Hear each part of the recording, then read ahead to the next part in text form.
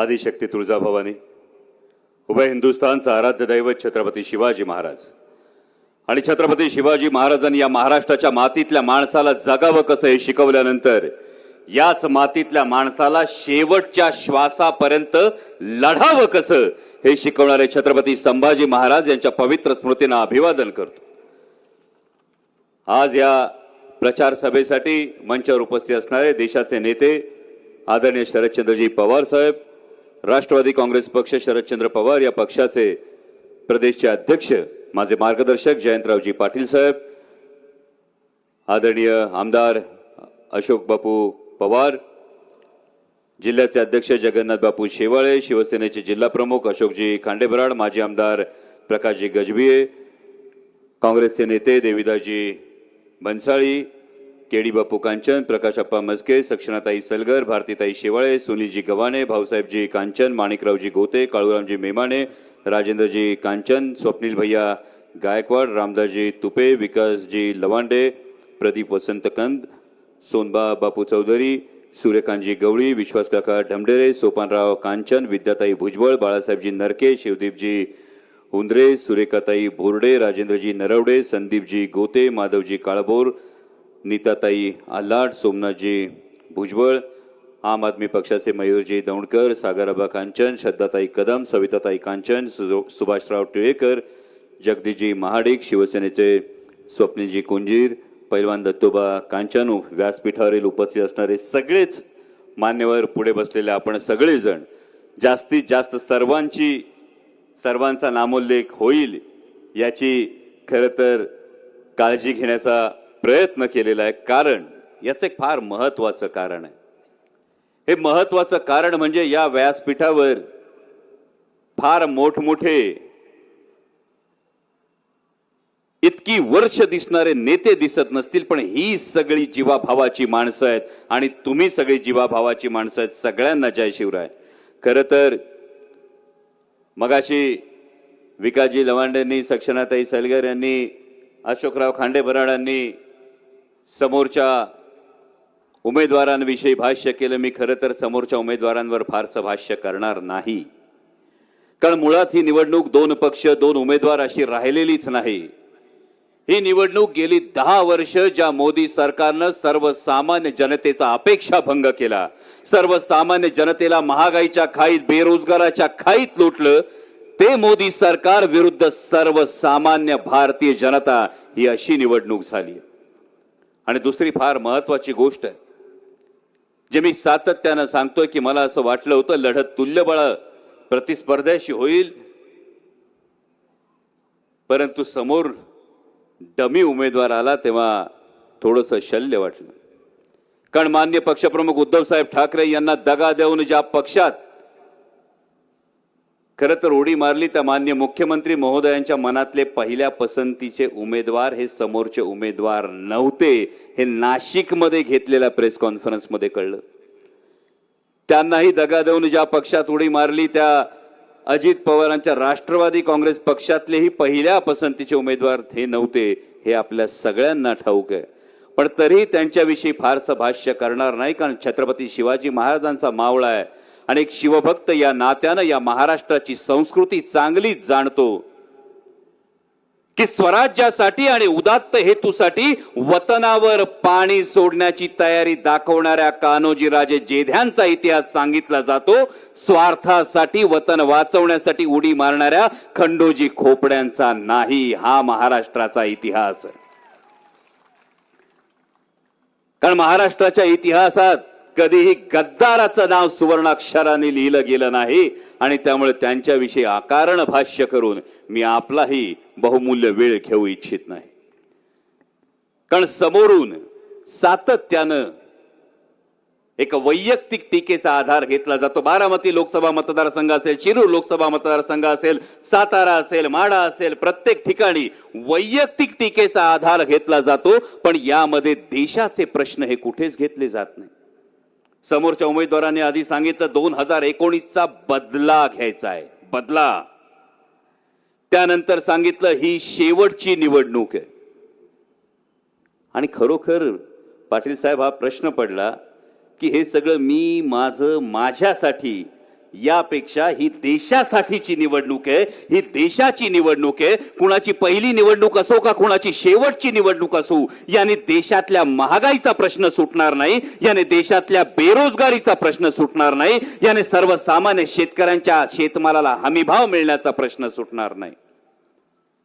आणि म्हणूनच ही निवडणूक सर्वसामान्य जनतेने हाती घेतली हे ठाई ठाई जाणवतं.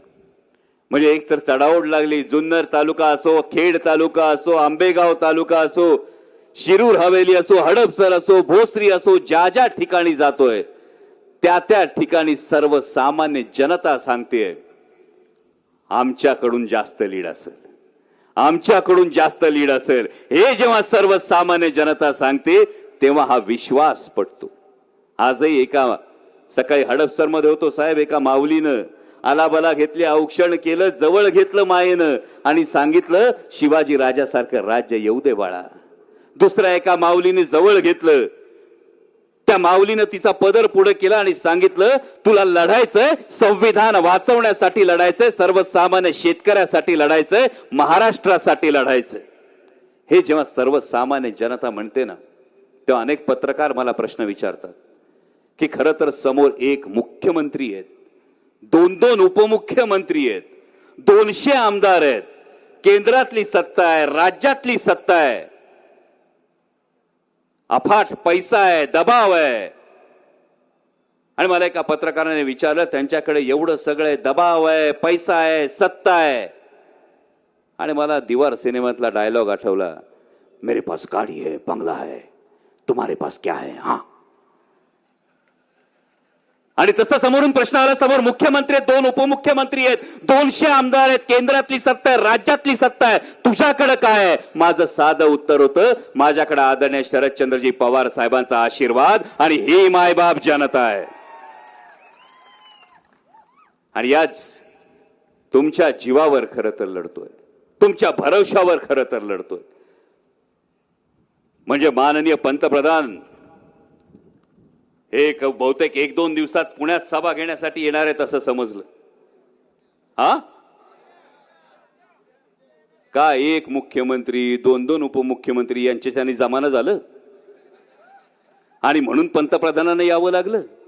पण मनात एक प्रश्न पडला की गेली 10 वर्षांपूर्वी 2014चा एक प्रसंग आठवला. 2014ला माननीय पंतप्रधान किल्ले रायगडावर गेले होते आणि एक टॅगलाईन आली होती, छत्रपतींचा आशीर्वाद आणि देव यांना साथ. पण 10 वर्षामध्ये माननीय पंतप्रधानांना आपल्या पुणे जिल्ह्यात किल्ले शिवनेरीवर छत्रपती शिवाजी महाराजांच्या जन्मस्थळावर नतमस्तक व्हायला यावंसं वाटलं नाही.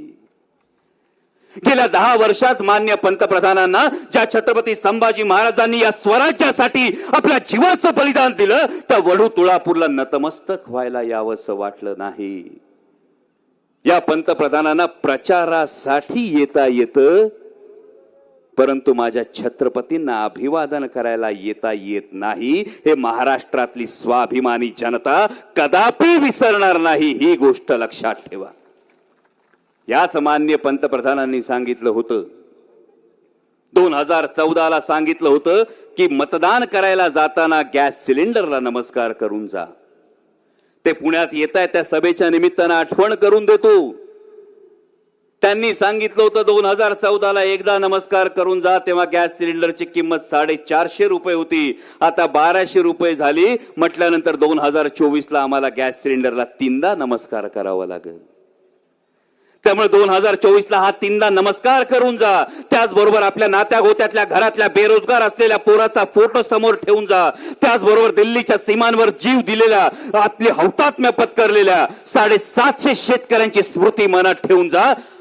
आणि आपल्या शेतमालाला हमी भाव न मिळाल्यामुळे काळवणलेल्या बापाचा चेहरा आठवणीत ठेवून जा. ही आठवण माननीय पंतप्रधान करून देतात. काल परवा या राज्याचे उपमुख्यमंत्री म्हणाले साहेब की बारामती आणि शिरूर मध्ये मोदीं विरोधात बोलणारे उमेदवार होते, खासदार होते, त्यामुळे निधी आला नाही. म्हणजे पराभव समोर दिसायला लागल्यानंतर इतक्या मोठ्या पदावरचा माणूस सुद्धा कसा गडबडतो याचंच मला वैषम्य वाटलं. कारण जयंत पाटील साहेब हेच गावागावात जाऊन विचारत होते, तुमच्या गावात खासदारांनी निधी दिला का, तुमच्या गावात खासदारांनी निधी दिला का, हे ते विचारत होते. आणि आज त्यांनीच उत्तर दिलं की विरोधी पक्षातले खासदार होते म्हणून निधी दिला नाही. मी फार नम्रतापूर्वक इतक्या मोठ्या राष्ट्रीय अध्यक्षांना विचारू इच्छितो, आपण ज्या फुले शाहू आंबेडकरांचं नाव घेता त्या महात्मा फुलेंनी कधी म्हटलं होतं का, अरे तू मला विरोध केला म्हणून तुझ्या मुलीला शाळेत घेणार नाही? त्या महात्मा फुलेने कधी म्हटलं होतं का, तू विरोधातला आहे म्हणून तुझ्या विधवा स्त्रीचं प्रसूतीगृहामध्ये तिचं बाळंतपण होणार नाही? ज्या शाहू महाराजांचं तुम्ही नाव घेता त्या शाहू महाराजांनी कधी म्हटलं होतं का की तुम्ही विरोध करता त्यामुळे आरक्षण तुम्हाला मिळणार नाही? ज्या डॉक्टर बाबासाहेब आंबेडकरांचं तुम्ही नाव घेता त्यांनी कधी म्हटलं होतं का की तुम्ही वैचारिक विरोध करता म्हणून संविधानातला अधिकार तुम्हाला मिळणार नाही? आणि मग स्वतःलाच हा प्रश्न विचारा, जर विरोधातला खासदार म्हणून निधी मिळत नसेल, निधी दिला जात नसेल आणि याची कबुली राज्याचे उपमुख्यमंत्री देत असतील, तर फुले शाहू आंबेडकरांचं नाव घेण्याचा नैतिक अधिकार तरी उरतो का? आणि पत्रकारांसाठी दाखवतोय, जो निधी दिला नाही हे म्हणतात ना, ही एवढी पत्र आहेत माझ्या पुणे जिल्ह्याच्या पालकमंत्र्यांसाठी, एवढी पत्र, ही एवढी पत्र असताना दादा ही तीच माणसं होती ज्यांच्यासाठी हा निधी मागितला जात होता, ही तीच गावं होती ज्यांच्यासाठी हा निधी मागितला जात होता, जी बेंबीच्या देठापासून तुम्ही आल्यानंतर एकच वादा म्हटल्यानंतर ओरडत होती, ही तीच नावं होती, माझ्या घरची कामं नव्हती.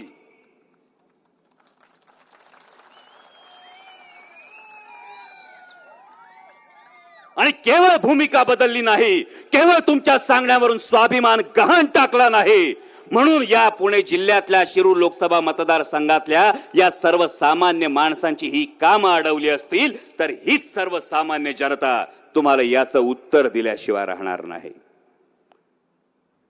हा साहेब, ठिकठिकाणी या तक्रारी कानावर येतात, अमुक फोन आला बघून घेतो, तमुक फोन आला, फेसबुकचं स्टेटस जरी ठेवलं सोने बापू तरी सुद्धा फोन येतात का नाही?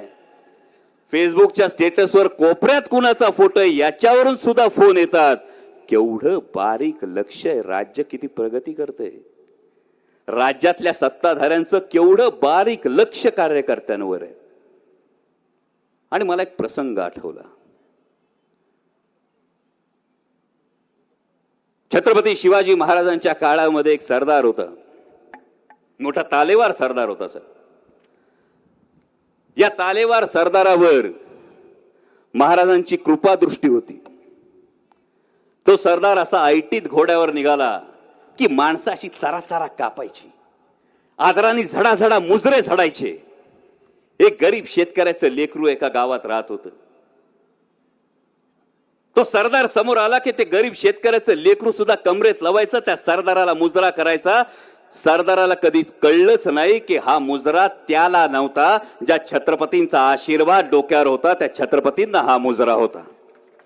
एक दिवस फरमान आलं, आदिल शहाचं फरमान आलं. पत्रकार बांधवांनी मी आदिल म्हणालो.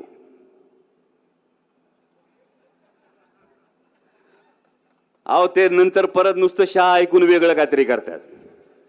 आदिल शहाचं फरमान आलं, आदिल शहाचं फरमान आलं आणि सरदारानं भूमिका बदलली. सरदार आता आदिलशाहीची चाकरी करायला लागला. जेव्हा सरदार आदिलशाहीची चाकरी करायला लागला त्यानंतर सरदार पुन्हा त्याच्या रपेटीसाठी निघाला. डोलरदार घोड्यावर बसून ऐटदार झोकात सरदार निघाला. पण दिसलं कालपर्यंत जी चरा वाकत होती, आदरानं जी झुकत होती, यातला कुठलाच माणूस मुजरा करायला पुढे येईना. मग सरदार वैतागला. ज्यांचे ज्यांचे लागे बांधे होते, जे जे लाभार्थी होते, त्या प्रत्येकाला सरदारानं दमात घ्यायला सुरुवात केली. बागोन घेईन तुला, पुढे ऐका नाही काय. त्यांनी आपला जुलमाचा राम केला. सरदाराला वाटतं सगळं नीट झालं, आपण भूमिका बदलली तरी सुद्धा स्वप्नील भैया आपल्याला मुजरे झडतायत. पण त्याला कळलंच नव्हतं मुजरे फक्त लाभार्थ्यांचे झडतायत.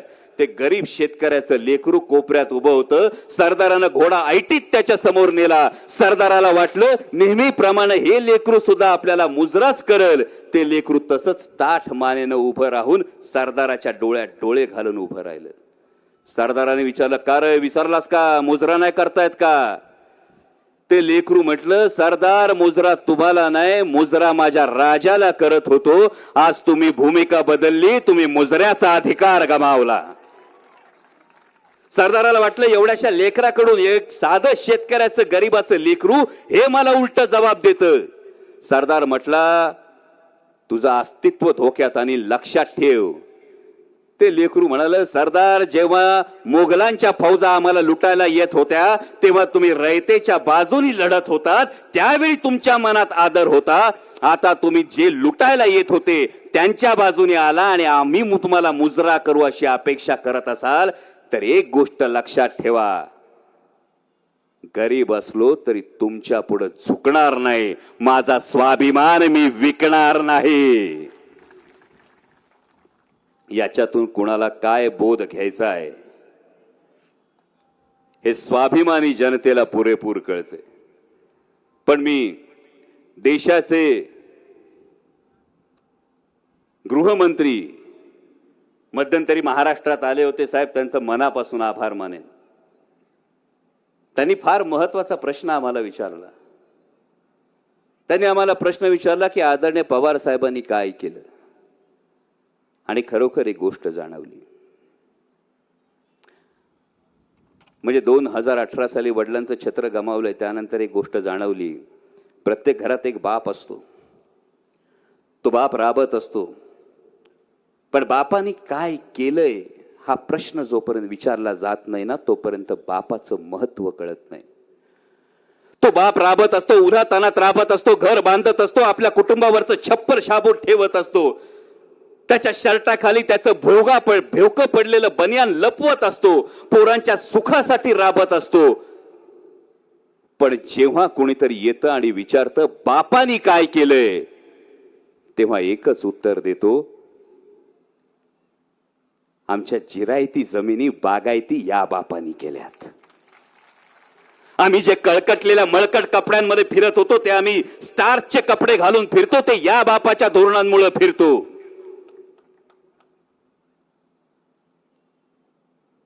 कारण आमची संस्कृती आहे, काहीही झालं तरी बापाला कधी विसरायचं नसतं. काहीही झालं तरी बापाला कधी विसरायचं नसतं. त्याच्या सुरकुतलेल्या चेहऱ्यामध्ये सुख होऊन व्हायचं असतं. आणि म्हणून ज्यांना प्रश्न पडला असेल की अमोल कोल्हे लढायला कसा तयार झाला, त्यांच्यासाठी हे उत्तर आहे की जेव्हा तुम्ही विचारता बापानी काय केलं आणि त्याच्या मांडीवर जेव्हा तुम्ही जाऊन बसता तेव्हा बापाला आवाज दिल्यानंतर पैलवान असू नाही तर साधं काटकुळ पोरगा असू ते बी लंगोट कसून लढायला तयार होतंय, बापावर जायचं नसतंय. म्हणजे आज उरुई कांचन मध्ये बोलत असताना माझी मायेची माणसं आहात तुम्ही. गेल्या 5 वर्षात जे काही केलं सगळं लेखाजोखा तुमच्या समोर आहे. आणि घरातल्या माणसांसमोर कुठलीही गोष्ट कबूल करायला काहीच वावगं नसतं. कारण लहान लेकराला जर आई बापानं खांद्यावर उचलून घेतलं तर ते जगाला मोठं दिसतंय. अहो तुम्ही सगळ्यांनी 2019ला उचलून धरलं म्हणून देशाच्या संसदेत पोहोचू शकलो. आणि म्हणून 3 वेळा मिळालेला संसदरत्न पुरस्कार अमोल कोल्हेचा नाही, तुमच्या प्रत्येकाचा आहे. जेवढं जमलं, जे जमलं ते केलं, जे राहिलंय प्रामाणिकपणे सांगतो, जी काही कसूर राहिली असेल पुन्हा आशीर्वाद द्या, ती कसूर भरून काढण्याचा प्रयत्न करतो. या मातीत आल्यानंतर स्वर्गीय अण्णासाहेब मगर असतील, स्वर्गीय मणिभाई देसाई असतील, यांना अभिवादन केल्याशिवाय बोलण्याला विराम देता येणार नाही. आपल्या उरुई कांचन मधलं तर हनुमंताचं मंदिर स्वर्गीय मणिभाई देसाईंनीच त्याचा जीर्णोद्धार केला होता. या हनुमंतरायाच्या मंदिराकडे बघितल्यानंतर खरोखर हनुमंतरायाचं दर्शन घेताना एक प्रश्न कायम मनाला पडतो. रामायण तुम्ही आम्ही सगळ्यांनी ऐकलं असेल, रामायणाची कथा तुम्ही आम्ही ऐकली असेल. आणि ही कथा ऐकत असताना विचार करा, रावणाच्या सभेमध्ये हनुमंतरायाला बंदी बनवून आणलं होतं. मगाशी कोणीतरी भन्साळी साहेबांनी 27 तारखेच्या भोपाळच्या सभेचा उल्लेख केला, त्यावरून हा प्रसंग आठवला. हनुमंतरायाला रावणाच्या सभेत बंदिवान बनवून आणण्यात आलं होतं. रावणानं धमकी दिली होती हनुमंतरायाला, भूमिका बदल नाहीतर शेपटीला आग लावतो. इतिहास आणि संस्कृती फार मार्गदर्शक ठरते. त्यावेळी रावणाने हनुमंतरायाला धमकी दिली होती, भूमिका बदल नाही तर शेपटीला आग लावतो. आजकाल काय सांगितलं जातं?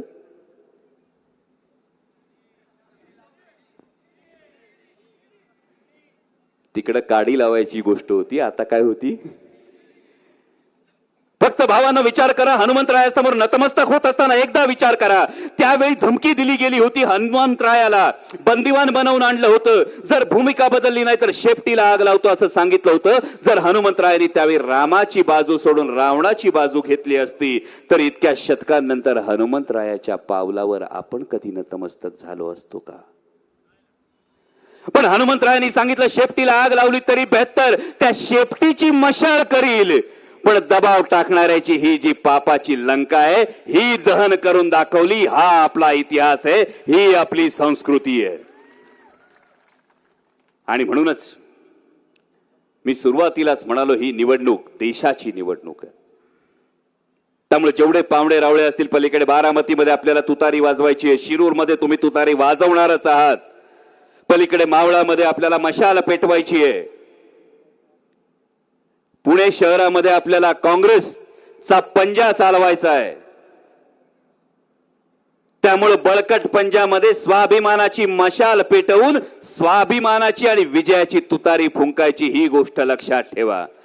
देशातलं मोदी सरकार बदलणार ही काळ्या दगडावरची रेघ आहे.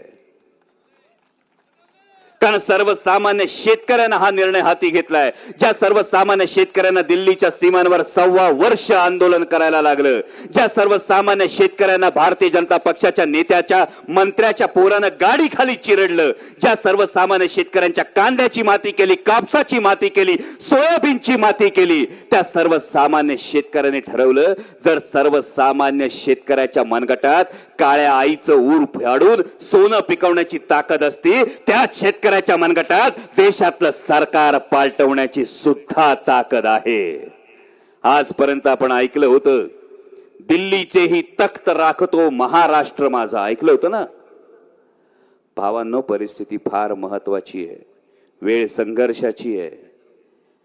आजपर्यंत ऐकलं होतं, दिल्लीचेही तख्त राखतो महाराष्ट्र माझा. देशाचा विचार केला तर केरळ असेल, कर्नाटक असेल, तामिळनाडू असेल, तेलंगणा असेल, पश्चिम बंगाल असेल, पंजाब असेल, आता अरविंद केजरीवालांच्या अटकेनंतर दिल्लीची परिस्थिती असेल, हेमंत सोरेन माजी मुख्यमंत्री हेमंत सोरेन यांच्या अटकेनंतर झारखंडची परिस्थिती असेल, आता झालेल्या 2 फेज मधल्या निवडणुकांनंतर उत्तर प्रदेश मधून येणारे रिपोर्ट असतील, मध्य प्रदेश मधून येणारे रिपोर्ट असतील, अबकी बारचा जे नारा देत होते ते अबकी बार हद्दपार असणार आहेत. एक धक्का और दो, आणि यामध्ये महाराष्ट्राची भूमिका फार महत्वाची आहे. त्यामुळे दिल्लीचेही तख्त राखतो नाही, आता दिल्लीचे तख्त पालटवतो महाराष्ट्र माझा, एवढं फक्त दाखवून द्या. तुमच्या मतांचा आशीर्वाद पुन्हा एकदा पाठीशी उभा करा. 14-15 दिवस बाकी आहेत. या 14-15 दिवसांमध्ये आपल्या मतदारसंघाबरोबर इतर मतदारसंघांमध्ये सुद्धा आदरणीय शरदचंद्रजी पवार साहेब असतील, माननीय पक्षप्रमुख उद्धव साहेब ठाकरे असतील, राहुलजी गांधी असतील, इंडिया आघाडीच्या उमेदवारांच्या प्रचारासाठी जावं लागणार आहे, जाणार आहे. म्हणजे आपली परिस्थिती कुठल्या पक्षाच्या, त्या पक्षाच्या तथाकथित राष्ट्रीय अध्यक्षांसारखी नाही. का म्हणायला स्टार प्रचारकांमध्ये नाव आहे, पण वस्ताद आणि डावच असा टाकलाय का बारामती सोडून काय सुधारणाच झाले. आणि त्यामुळे अवघ्या 4 सभा एखाद्या पक्षाचे राष्ट्रीय अध्यक्ष घेत असतील तर मला वाटतं आदरणीय पवार साहेबांच्या पठ्ठ्याची ही ताकद आहे की स्वतः लोकसभा निवडणूक लढवत असताना सुद्धा 8 ते 10 सभा घ्यायला बाहेर जातोय. पण हे जातोय ते तुमच्या जीवावर जातोय. कारण छत्रपती शिवाजी महाराजांनी सांगितलंय, ज्याचा बाले किल्ला मजबूत त्याचा गड मजबूत, आणि जर गड मजबूत असला तर गरिमाच्या छाताळावर नाचायला जाता येतंय. हा बाले किल्ला तुमच्या हातात, तुमच्या प्रत्येकाच्या हातात सुपूर्त करतोय. त्यामुळे तुमच्या सगळ्यांना हात जोडून कळकळीची विनंती आहे, तुतारी वाजवणारा माणूस या चिन्हासमोरचं बटन दाबा आणि तुमच्या आशीर्वादानं पुन्हा तुमचा आवाज बनून संसदेत जाण्याची संधी द्या, ही कळकळीची विनंती करतो आणि थांबतो. धन्यवाद. ताज्या बातम्यांसाठी बेल आयकॉन दाबून चॅनलला सबस्क्राईब करा. धन्यवाद.